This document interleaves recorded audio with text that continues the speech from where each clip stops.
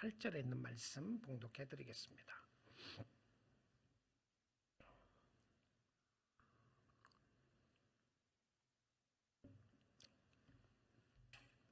베냐민 자손 외에 이스라엘 사람으로서 칼을 빼는 자의 수는 40만 명이니 다 전사라. 이스라엘 자손이 일어나 베델에 올라가서 하나님께 여쭈어 이르되 우리 중에 누가 먼저 올라가서 베냐민 자손과 싸우리까 하니 여호와께서 말씀하시되 유다가 먼저 갈지니라 하시니라. 이스라엘 자손이 아침에 일어나 기브아를 대하여 진을 치니라. 이스라엘 사람이 나가 베냐민과 싸우려고 전열을 갖추고 기브아에서 그들과 싸우고자 하며 베냐민 자손이 기브아에서 나와서 당일에 이스라엘 사람 2만 2천 명을 땅에 엎드렸으나 이스라엘 사람들이 스스로 용기를 내어 첫날 전열을 갖추었던 곳에서 다시 전열을 갖추니라. 이스라엘 자손이 올라가 여호와 앞에서 저물도록 울며 여호와께 여쭈어 이르되 내가 다시 나아가서 내 형제인 베냐민 자손과 싸우리까 하니 여호와께서 말씀하시되 올라가서 치라 하시니라. 그 이튿날에 이스라엘 자손이 베냐민 자손을 치러 나아가며 베냐민도 그 이튿날에 기브아에서 그들을 치러 나와서 다시 이스라엘 자손 18,000명을 땅에 엎드렸으니 다 칼을 빼는 자였더라. 이에 온 이스라엘 자손 모든 백성이 올라가 베델에 이르러 울며 거기서 여호와 앞에 앉아서 그날이 저물도록 금식하고 번제와 화목제를 여호와 앞에 드리고 이스라엘 자손이 여호와께 물으니라. 이때는 하나님의 언약궤가 거기 있고 아론의 자손인 엘라살의 아들 비느하스가 그 앞에 모시고 섰더라. 이스라엘 자손들이 여쭙기를 우리가 다시 나아가 내 형제 베냐민 자손과 싸우리까 말리까 하니 여호와께서 이르시되 올라가라. 내일은 내가 그를 네 손에 넘겨주리라 하시는지라. 하나님의 말씀이었습니다. 우리는 살아가면서 수많은 선택을 하게 됩니다. 하루에도 수십 번의 선택을 하면서 살아가는데요. 아침에 무슨 옷을 입을 것인가부터 시작해서 어떤 일을 할 것인가, 오늘 아침은 뭘 먹으며 점심은 무엇 먹을 것인가, 누구를 만날 것인가, 무슨 대화를 할 것인가부터 시작해서 일상생활에 있어서 많은 결정을 하게 됩니다. 일상생활뿐만이 아니라 우리가 살아가면서도 중요한 결정들을 하게 되죠. 누구와 결혼을 할 것이며 어디에 살 것이며 어떤 직업을 가질 것이며 어떤 친구를 선택할 것이며 특별히 우리는 믿음에 관한 선택도 해야 합니다. 오늘 내가 믿음으로 살 것인가 아니면 내 마음대로 살 것인가, 오늘 아침에 기도할 것인가 그냥 먼저 일을 할 것인가, 많은 선택을 하게 되는데요. 우리가 지혜롭게 살기 위해서는 우리의 시간과 물질과 능력을 어디에 그리고 누구를 위하여 쓸 것인가에 대한 선택이 필요합니다. 무엇을 위하여 살아가고 있는가? 누구를 위하여 열심히 살아가고 있는가라는 질문을 이 아침 시간에 해보고 싶습니다. 무엇을 위한 싸움인가? 무엇을 위하여 살아가고 있는가? 우리가 2021년 이제 12월 달이 되게 되었는데요. 우리가 앞으로 우리의 삶을 또 돌아보고 뒤를 돌아보고 앞을 바라보면서 오직 우리 주님 앞에 주께 충성하는 삶을 살 수 있기를 원합니다. 사사기서는 하나님을 버린 인생들, 하나님을 모시기를 싫어하는 사람들, 하나님의 백성들이 했음에도 불구하고 하나님을 왕으로 모시고 싫어하는 하나님의 자녀들의 삶이 어떠했는지를 보여주는 예표적인 말씀입니다. 자기 마음대로 살아가게 되고 자기 뜻대로 살아가고 하나님 앞에 범죄하고 죄를 짓고 있는 모습을 보여주고 있는데 절망과 좌절의 연속입니다. 죽고 죽이고 사는 삶의 연속이고요. 그래도 그 백성들을 불쌍히 여기시는 하나님의 모습을 보게 됩니다. 정말 하나님 놀라우신 분이십니다. 지금 사사기서의 모습은 선택된 이스라엘 백성들이고요. 이 선택된 이스라엘 백성들이 하나님을 왕으로 모시지 않고 자기 마음대로 살아갑니다. 그랬을 때 그 삶 속에 얼마나 비참함이 있는가를 보여줌에도 불구하고, 그럼에도 불구하고 가끔 빛을 보여주십니다. 근데 그 빛은 전부 다 하나님이 주시는 빛이었습니다. 그래서 우리가 어리석게 살지 않기를 원합니다. 잘 살기를 원하고요. 주님을 중심에 두고 살기를 원하는데, 누구를 위한 싸움이며 무엇을 위한 싸움인가라는 제목을 가지고 오늘 사사기 20장을 살펴보기 원합니다.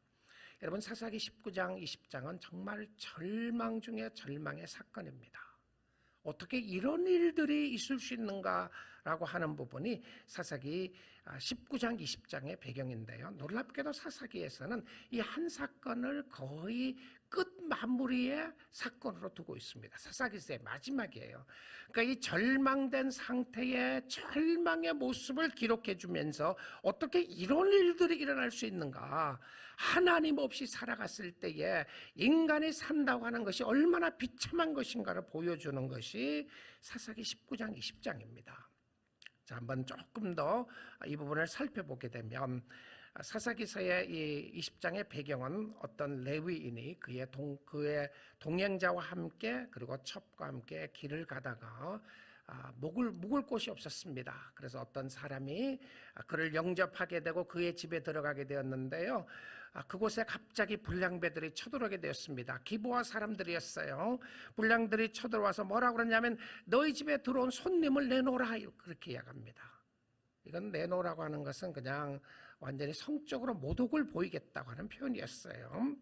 근데 놀랍게도 그 집 주인이 이렇게 이야기를 해요. 내 집에 들어온 손님은 내놓을 수가 없는데 나에게 딸이 있는데 내 딸을 내주겠다, 이렇게 이야기해요. 그리고 이 사람의 첩이 있는데 그 첩을 내주겠다라고 이야기를 합니다. 자기의 딸 어떻게 불량배들에게 그냥 내줄 수 있는지, 이것도 참 신기하죠. 그리고 레위인이었는데 첩이 있었다는 것도 매우 정말 죄악된 모습들을 보여주는 모습이라고 볼 수가 있습니다. 그런데 그들의 표현 속에 하는 이야기가 무엇이었냐면, 너희들이 하고 싶은 대로 해라, 이렇게 이야기해요. 성적인 타락이었던 것이죠. Do whatever you want. 내가 내줄 테니까 너희들 마음대로 하고 살아라.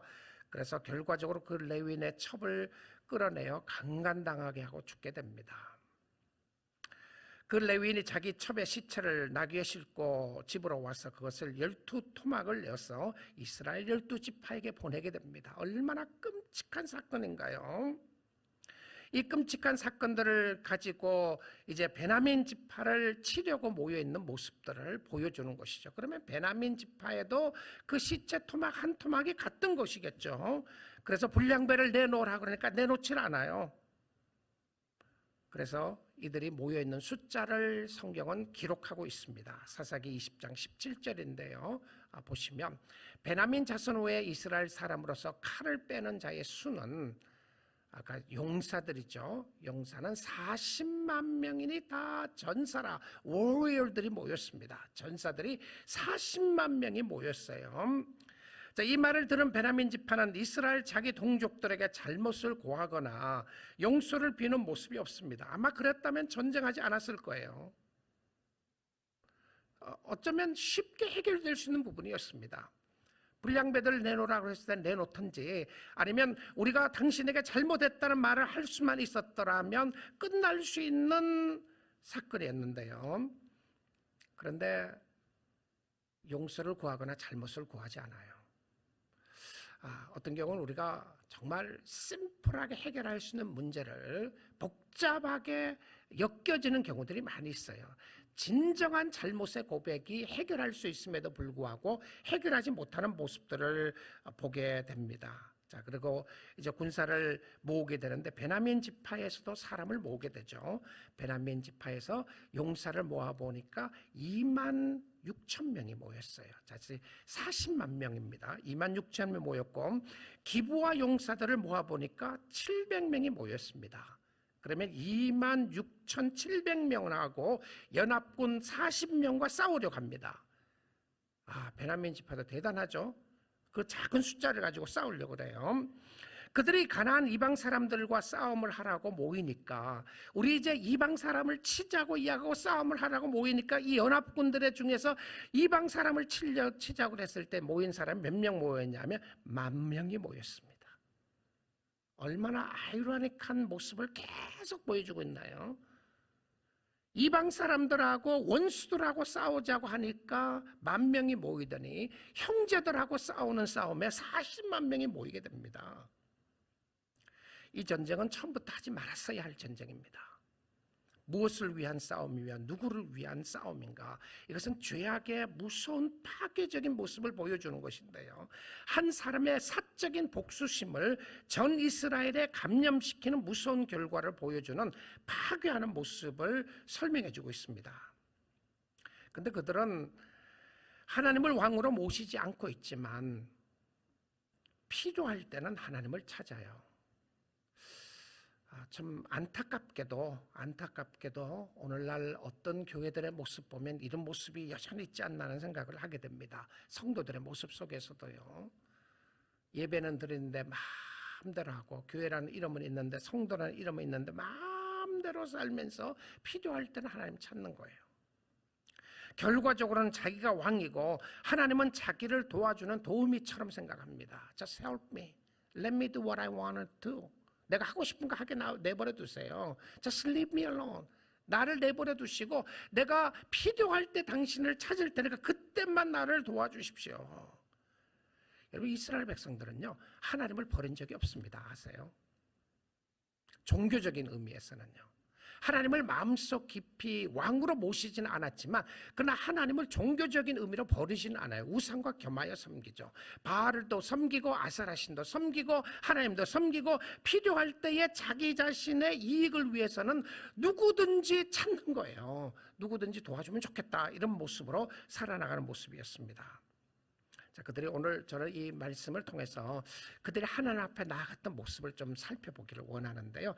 이 백성들이 지금 연합군들입니다. 40만 명이 모였던 연합군들이 하나님 앞에 나아갑니다. 근데 3번 나아가는데요. 이 모습을 좀 살펴보기 원합니다. 첫 번째 모습입니다. 첫 번째 모습이요. 20장 18절에서 19절인데 한번 보도록 하죠. 이스라엘 자손이 18절. 네. 이스라엘 자손이 일어나 베델에 올라가서 하나님께 여쭈어 이르되. 자, 우리가 이렇게 보게 되면 하나님 앞에 기도했다라고 볼 수 있어요. 그렇죠? 기도했다라고 그렇게 생각해도 될 것입니다. 여쭈어 이르되 우리 중에 누가 먼저 올라가서 베냐민 자손과 싸우리까 하니, 자, 여호와께서 응답하십니다. 지금 사사기서에 나타나는 모습이에요. 이거를 지금 우리가 좀 살펴보기 원하는데, 여호와께서 말씀하시되 유다가 먼저 갈지니라 하시니라. 누가 먼저 가면 좋겠습니까? 라고 묻습니다. 그런데 안 묻는 것이 있어요. 뭘 안 묻죠? 전쟁을 해도 됩니까? 안 됩니까? 하나님, 이 전쟁 하나님이 원하시는 전쟁입니까? 이런 질문 안 해요. 누구를 먼저 보내면 좋겠습니까? 이렇게 묻습니다. 전쟁에 관한 하나님의 의도를 묻는 것이 아니라 질문을 보면 누가 먼저 싸우리까? 이렇게 물어봐요. 여러분, 이 사람들이요, 동족 간의 전쟁을 하나님이 허락하지 않을 것을 그들이 몰랐을 리가 없습니다. 자, 우리가 종교적인 의미를 제가 이야기하는 것은 교회를 오랫동안 다니다 보면 타성에 젖은 종교성이 있습니다. 어떻게 해야 되는가 아는 거죠. 하나님의 뜻도 알아요. 근데 하나님의 뜻을 아는데 그 하나님의 뜻을 묻지 않아요. 자, 하나님이 이 베냐민 지파잖아요. 자기 동족 있는데 쳐들어가도 되겠습니까? 이 사람들을 죽여도 되겠습니까? 안 죽여도 되겠습니까? 물을 필요가 없었어요. 알았어요. 하나님이 원하지 않는다는 것을요.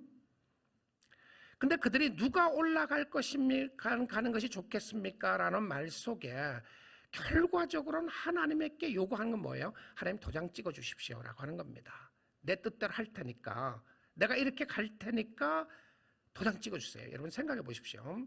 만약에 하나님의 뜻을 물었더라면 처음부터 물었어야 했었습니다. 40명을 모을 필요가 없었어요. 40만 명. 근데 40만 명을 모아놨는데 만약 하나님의 뜻이 아니라 그러면 그 사람들 돌려보내는 게 쉽지 않았을 거라는 생각이 듭니다. 그렇지 않아요? 어떻게 돌려보냈겠어요? 어느 지파도 그 어느 지파도 하나님의 의도를 묻는 모습이 없습니다. 여러분 기도는 하나님의 계획을 물으셔야 됩니다. 내가 이렇게 가겠습니다. 이게 아니고요. 이렇게 해도 되겠습니까? 라고 하는 하나님의 전적인 의도를 물어야 되는데 하나님의 답은 유다가 먼저 가라고 그렇게 이야기를 하십니다. 유다가 가라. 여러분 이 말씀 속에 보여주고 있는 모습을 보게 되면 그들이 올라가서 연합군과 싸우게 되는데요. 연합군과 싸우면서 2만 2천 명이 연합군이 죽게 됩니다. 숫자가 얼마 안 됐죠. 저쪽 편에서는요. 근데 연합군이 참패를 당하게 돼요. 자, 그러니까 두 번째 이야기가 나옵니다. 두 번째 이야기를 한번 살펴볼게요. 연합군이 용기를 냅니다. 용기를 내서 힘을 내서 이제 기브아 이스라엘 자손이 아침에 일어나 기브아를 대하여 진을 치고 이제 올라가서 싸우려고 하는데 23절 보겠습니다. 이스라엘 자손이 올라가 여호와 앞에서 저물도록 울며 여호와께 여쭈어 이르되 내가 다시 나아가서 자 그다음 보세요.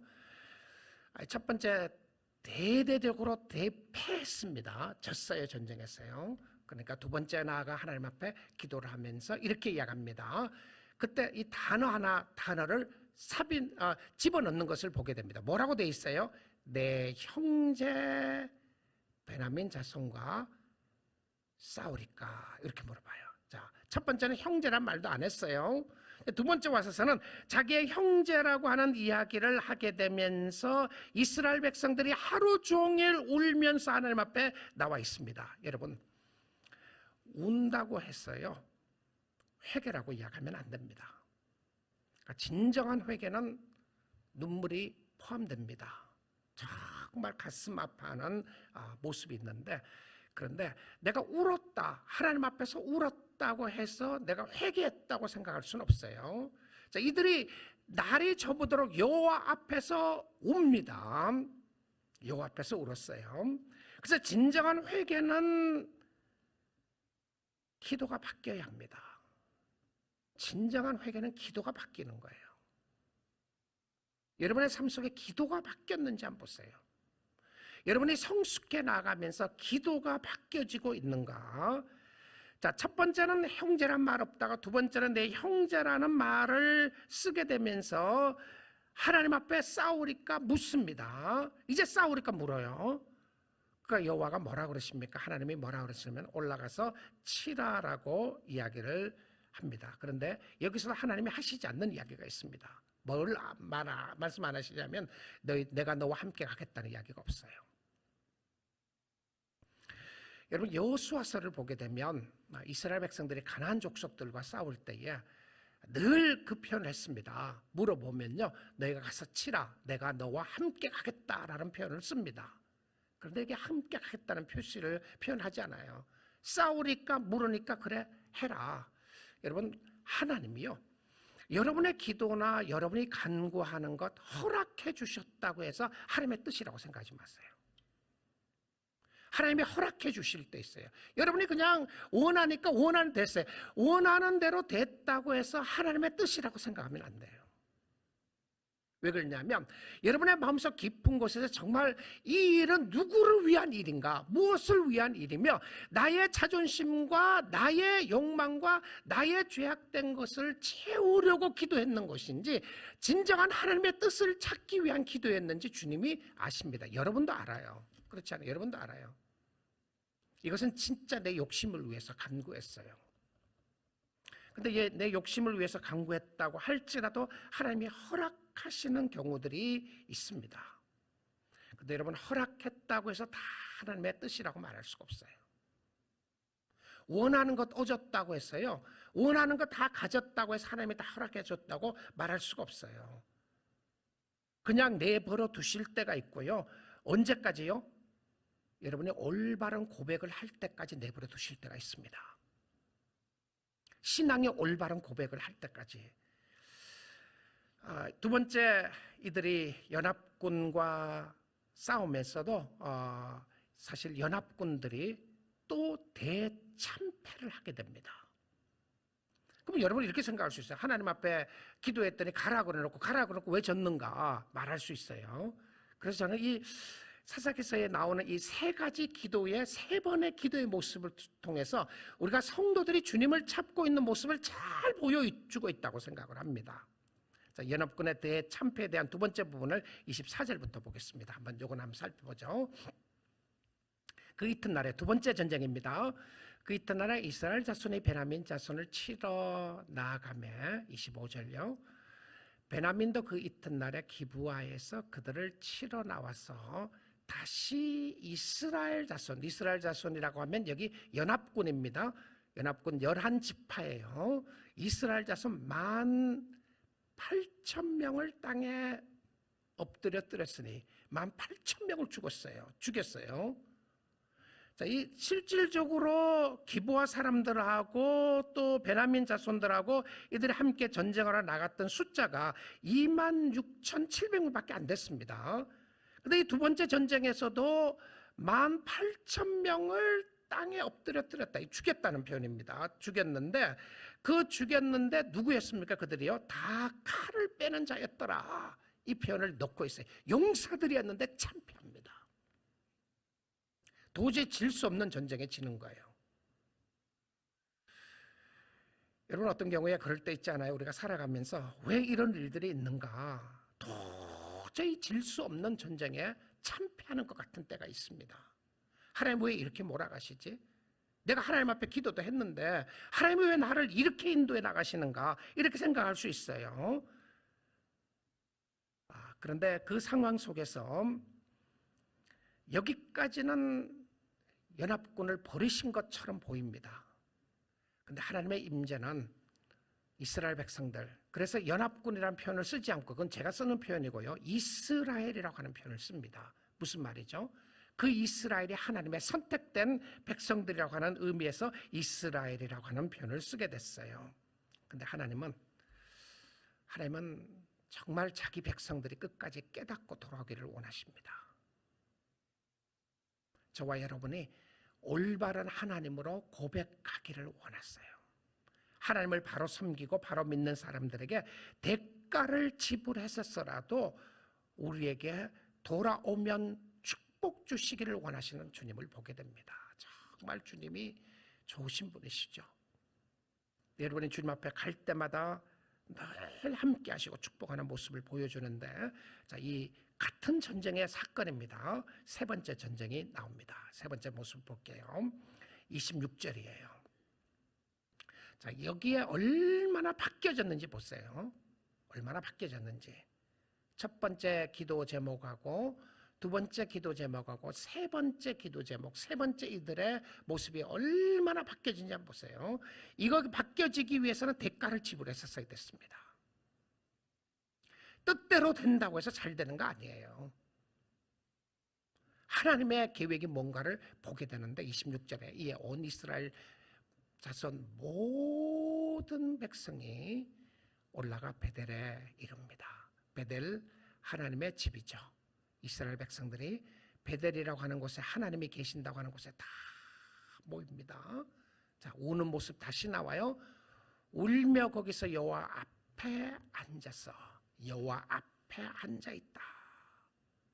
여러분이 주님 앞에 나와 계시는 거죠. 주님 앞에 나와 있는 것처럼 여호와 앞에 앉아서 그 날이 저물도록, 단순히 울지 않았어요.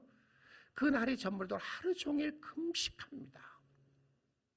금식하는 것뿐만이 아니고 번제와 화목제를 여호와 앞에 드립니다. 번제의 의미는 무엇입니까? 죄를 사해 달려고 하는 의미의 번제였습니다. 화목제는 하나님과 화평을 맺자고 하는 의미의 화목제였어요. 하나님, 우리가 잘못했습니다. 이 번제입니다. 하나님, 우리가 주님 앞에, 당신 앞에 죄를 지었습니다. 이제는 당신의 진노를 거둬주시고 이제는 나에게 은혜를 주시기를 원합니다. 이런 표현이에요. 번제와 화목제를 드리고 여호와 앞에 드립니다. 그리고 27절을 한번 보겠습니다. 이스라엘 자손의 여호와께 물으니라. 자, 이 하나님 앞에 단순히 묻는 것으로 끝나지 않고요, 이제야말로 하나님의 뜻을 묻습니다. 근데 그 하나님의 뜻을 묻는데, 그때에 이 세 번째, 비로소 세 번째 와서 하는 이야기가 무엇이었냐면, 그때는 하나님의 언약궤가 거기 있었다고 이야기합니다. 무엇을 이야기하죠? 법궤죠. 법궤. 언약궤가 함께하고 있었는데, 그 언약궤가 그때 있었다는 이야기가 사사기서에 안 나오는 이야기입니다. 잘요. 근데 이 절망적인 순간에 이스라엘 백성들이 하나님을 버림으로 말미암아 그들의 인생의 가장 치욕적인 역사라는 그 순간에 하나님 앞에 나오면서 언약궤가 거기 있었다, 말씀 앞에 나왔다, 이런 표현이에요. 하나님의 임재하심이 그곳에 있었다는 겁니다. 하나님의 임재하심이. 그리고는 28절입니다. 아론의 자손인 엘르아살의 아들 비느하스가 그 앞에 모시고 섰더라. 그 언약궤 앞에 누가 있냐면 제사장이 있어요. 비느하스가 그 앞에 있습니다. 지금 그 모습하고 너무너무 다르지 않아요? 지금 두 번째 모습하고는요. 첫 번째는 그냥 열심을 내서 하나님 누가 가면 좋겠습니까? 라고 묻는 걸로 끝났다가, 그 다음 두 번째는 우리 베냐민 우리 형제를 치리까 물어봤다가, 세 번째는 전혀 다른 모습입니다. 내가 원하는 거 얻는 것이 목적이 아니에요. 진정한 그리스도인의 삶 속에 나타나는 것은 우리는 우리가 원하는 것 얻어내는 것이 궁극적인 목적이 돼서는 안 됩니다. 내가 원하는 거 얻어내려고 주님 믿는 거 아니에요. 하나님은 그런 하나님 아니십니다. 여러분이 원하는 거 얻어내지 못했다고 해서 절망하고 좌절할 그런 하나님 아니시란 말입니다. 우리 하나님은 자기의 뜻에 순종하는 사람을 찾습니다. 우리 하나님은 하나님 당신의 계획이 무엇입니까? 라고 따라가기를 원하는 사람을 찾고 계시는 것이고요. 우리 하나님은 여러분의 가는 길을 가장 잘 아시고 그 길 속에 함께 하시면서 그 길 속에 하나님의 방향을 보여주시고 하나님의 뜻에 굴복하는 사람을 찾는단 말입니다. 그러니까 주님이 기뻐하시는 사람은요, 주의 뜻에 순종하는 사람들입니다. 그리고 그의 주의 뜻을 물어보는 사람이었어요. 그리고 이스라엘 자손이 물어봅니다. 이제 물어보는 거 보세요. 지금 묻는다는 말을 몇 번 했어요. 여호와께 여쭙다는 이야기를요. 그들이 이스라엘 자손들이 여쭈기를 하나님께 묻습니다. 우리가 다시 나가 내 형제라는 말을 다시 써요. 두 번째 쓰죠. 내 형제 베냐민 자손과 싸우리까 말리까. 무엇이 바뀌었습니까? 여기서 무엇이 바뀌었죠? 싸워도 되겠습니까? 안 되겠습니까? 물어봅니다. 아까 두 번째 그런 말 없었잖아요. 누가 가면 좋겠습니까? 누가 가라. 올라가겠습니까? 가도 되겠습니까? 뭐 이런 표현만 썼는데요. 이제 와서 뭘 물어봅니까? 싸우리까 말리까. 자기는 싸우고 싶은 거죠. 용사들까지 다 모아놨습니다. 대참패를 당했음에도 불구하고 다시 용사를 모아놓고 다시 복수하고 싶은 거예요. 싸우고 싶은 거예요. 그래서 그때에 묻습니다. 싸우릴까 말릴까. 여러분, 기도의 변화는 하나님의 뜻을 묻는 겁니다. 일하기 전에 묻는 거예요. 일을 하면서 묻는 겁니다. 일이 끝나고 나서 묻는 겁니다. 끝나고 나서 묻는 건 뭐예요? 감사에 대한 부분이죠. 여러분이 원하는 거 있다고 해서 도장 찍어 주시기를 바라고 기도하지 마세요. 하나님의 의도를 물어보십시오. 하나님, 여러분의 의도를 하나님이 너무 잘 아십니다. 그래서 싸우리까 말리까. 여기서 무엇을 이야기하나? 하나님 앞에 뭘 줍니까? 룸을 줍니다. 하나님 앞에 결정권을 줘. 많은 경우 우리는요, 기도하면서 하나님 앞에 결정권 안 줘요. 내가 원하는 방향으로 하나님을 끌고 가고 싶지 하나님 앞에 블랭 체크를 내두지 않습니다. 왜냐하면 그 길은 가고 싶지 않는 거예요. 자, 처음에 하나님 앞에 싸우리까 말릴까, 싸우지 말라고 그러면 들었을 것 같아요. 아마 싸우지 말려고 그래서 싸우러 갔을 겁니다. 왜냐하면 너무 분노가 나와 있으니까요. 화가 나고 열이 받쳐서 그 많은 군사를 모았는데 안 갔겠습니까? 그러니까 그냥 내버려 두는 거예요. 내버려 두는 겁니다. 언제까지? 항복할 때까지. 여러분, 좋은 일이든 안 좋은 일이든 여러분의 뜻대로 되지 않았는데 하나님의 뜻을 찾아갔다. 귀한 겁니다. 귀한 거예요. 사업이 잘 돼서 하나님의 뜻을 찾고, 사업이 어려워서 하나님의 뜻을 찾고, 건강해서 하나님을 찾고, 병이 있어서 하나님을 찾고, 자녀들이 어려움이 있어서 하나님을 찾고, 잘 돼서 하나님을 찾고, 하나님을 진심으로 찾고 하나님 앞에 나갈 수 있다면 그거 잘하는 겁니다. 하나님 기뻐하는 방법이에요. 우리는 하나님을 이용하는 사람들이 아닙니다. 하나님은 우리 손에 놀아나는 그런 하나님이 아니에요. 하나님은 천지를 창조하신 위대하신 하나님이시고, 그 하나님 앞에 여러분의 마음을 내드리세요. 주님 앞에 물어보십시오. 그의 계획에 순종하고자 하는 자들을 하나님이 기뻐하십니다. 자, 결론을 보겠습니다. 이것을 영적인 의미로 조금 가져오게 되면 우리는 혈과 육의 싸움을 하려고 이 땅에 보내지를 않았어요. 먹고 마시는 것을 최고의 의미로 두고 사는 사람들이 아니라는 이야기입니다. 에베소서 6장 12절 보겠습니다. 우리의 싸움은 혈과 육을 상대하는 것이 아니에요. 혈과 육이라고 하는 표현이요, 나 자신의 그 육체적인 모습을 이런 표현을 들어서 하는 것입니다. 통치자들과 권세들과 이 어둠의 세상 주관자들과 하늘에 있는 악의 영들을 상대합니다. 여기 통치자들과 권세자들이라고 해서 통치자들과 정치인들과 싸우라 이거 이야기하는 거 아니에요. 그거 이야기하는 것이 아니고요, 세상의 힘입니다. 힘요. 세상의 힘이냐 주님의 힘이냐 이겁니다. 우리가 싸워야 될 것은 영적인 부분을 이야기하면서 결과적으로 우리의 싸움의 대상, 누구를 위해서 싸워야 하는가, 나의 죄악을 바라보면서 그리스도 앞에서 바로 서기 위해서 우리는 발버둥 치고 싸워야 합니다. 여러분은 주님 앞에 바로 설 수 있도록 기도하시고요, 우리의 싸움은 이 세상의 것에 관한 것들로 국한시키는 것이 아니라 내가 이 상황과 이 형편 속에서도 오늘 또 주님을 바라보겠습니다. 내 뜻대로 내 계획대로 내가 원하는 대로 가지 않는다고 할지라도 오늘 또 내가 나의 삶을 굴복시키고 나의 죄악된 모습을 굴복시키고 하나님을 의지하겠습니다. 나는 이 길로 가고 싶습니다. 나는 이 길이 너무 좋습니다. 나는 이거 얻고 싶어요. 이게 너무 좋아요. 그럼에도 불구하고 하나님이요, 주님의 뜻이 어디에 있습니까? 주님이 원하지 않는다면 이거 포기하겠습니다. 멋진 기도죠. 그렇죠? 너무나도 갖고 싶고 하고 싶지만 주님이 원하지 않으시면 내가 이거 포기하겠습니다. 그럼 어떤 경우에는요, 여러분이 이쪽으로 가는 걸 너무 알아요. 갖고 싶은 거. 그래서 주세요. 하나님 그럴 수 있습니까? 주십시오. 그럼 하나님 주세요. 왜냐면 안 줘도 안 돌아올 거니까. 줬는데 줘보니까 이게 얼마나 여러분의 영적인 도움이 안 된다는 깨달았단 말입니다. 그러면 그때 가서 하나님, 내가 그때 기도를 잘못했군요. 이게 회개입니다. 그러니까 성숙한 그리스도인이 되어 나간다고 하는 의미는요, 우리의 기도가 바뀌는 겁니다. 우리의 기도가 결과적으로 어디까지 바뀌어져야 되는 것인가요? 하나님의 뜻에 굴복시키는, 하나님 앞에 순종하는 기도로 바뀌어지는 것입니다. 사랑하는 성도 여러분, 우리는 이 땅에서 하나님을 왕으로 모시고 사는 사람들입니다. 우리의 왕은 하나님이시고 그 하나님이 살아계십니다. 여러분의 평생 동안 주님 잘 모시고 사십시오. 우리가 하나님을 왕으로 모시고 내 삶의 주인이 내가 아니라 주님이시다는 것을 고백하고 사는 것이 행복한 것이고요, 주님은 주님의 뜻에 굴복하고 주님 뜻 가운데 나오는 사람들을 하나님이 너무너무 기뻐하십니다. 기뻐하세요. 마지막 한 구절 보고 말씀 맺겠습니다. 예레미야가 3장 22절입니다.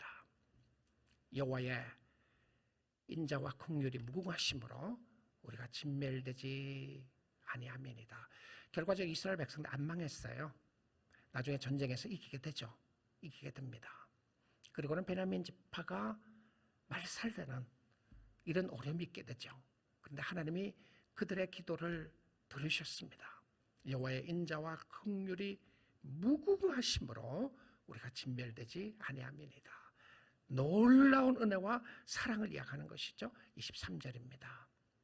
이것들이 아침마다 새로우니 주의 성실하심이 크시도소이다. 얼마나 감사해요. 하나님의 신실하심이 아침마다 뭐가 새롭습니까? 주의 인자와 주의 긍휼하심이 새로운 거예요. 어제 은혜 아닙니다. 여러분 아시죠? 어제 받았던 똑같은 은혜가 아니라 오늘 받는 은혜는 더 새로운 거예요. 어제 은혜도 귀했지만, 일주일 전에 은혜도 귀했지만, 지난주에 은혜, 한 달 전에 은혜도 귀했지만 아침마다 새로운 하나님의 은혜가 있어요. 하나님 감사합니다. 하나님 찬양합니다. 당신이 최고입니다. 주의 신실하심이 크시도소이다. 여러분을 버리지 아니하시고 붙잡고 계시고 함께 하시는 하나님의 신실하심이 크시도소이다. 믿습니까? 그렇죠? 하나님 정말 주님의 인자하심이 크십니다. 24절입니다. 내 심령에 이르기를, 그러니까 고백을 하는 거예요, 자기가. 그렇죠? 하나님의 위대하심을 보고는 신앙의 고백이 나타나요. 그 고백을 하기를, 내 심령에 이르기를 여호와는 나의 기업이시니 You are my portion. 여호와가 나의 기업이시니 그러므로 내가 그를 바라리라. 바란다고 하는 표현이 기다린다고 하는 표현이에요. 우리의 모습이 하나님을 기다리고 하나님을 바라보나이다. 우리의 눈을 들어 주를 바라보는 겁니다. 눈을 고쳐서 주님을 바라보는데 여러분 주님 바라보세요. 절망하고 좌절할 수밖에 없는 환경과 상황에서 주를 바라보십시오. 25절입니다. 기다리는 자에게나 구하는 영혼들에게 여호와는 선하시도다. 여호와는 좋으시도다. 이런 표현이죠. 누구에게 좋으신 하나님이십니까? 그를 구하는 자들에게나 그를 기다리는 자에게 좋으신 하나님이십니다. 그를 대항하는 사람이 아니에요. 그를 버린 사람이 아닙니다. 그를 왕으로 모시고 살기를 싫어하는 사람이 아니라 여호와를 기다리고 여호와를 사모하고 여호와 주님, 내가 주님을 기다립니다. 오늘 이 아침 시간에도 내가 주님을 기다립니다. 오늘 아침 시간에도 주님을 구합니다. 주여 나에게 은혜 주시기를 원합니다. 그런 사람들에게는 여호와 하나님은 늘 어떠시다고요? 좋으신 하나님이십니다. 성경의 약속이에요. 그래서 주님 찾는 거예요. 주님 기다리는 겁니다. 여호와는 선하시도다. 마지막 26절입니다. 사람이 여호와의 구원을 바라고 잠잠히 기다림이 좋도다. 할렐루야입니다. 여러분 오늘 주님 기다리시고요. 주님 바라보면서 우리의 싸움은 혈과 육에 관한 것이 아닙니다. 세상이 아니라는 거죠. 우리의 싸움은 영적인 부분이고요. 누구를 위하여 열심히 살았는가? 누구를 위하여 이렇게 절망되고 좌절됐는가? 오늘 아침 시간에 주님 바라보시면서 주님 은혜 가운데 주를 위하여 살는 축복이 있기를 주님의 이름으로 축복드립니다. 기도하겠습니다. 자, 우리 시간 함께 같이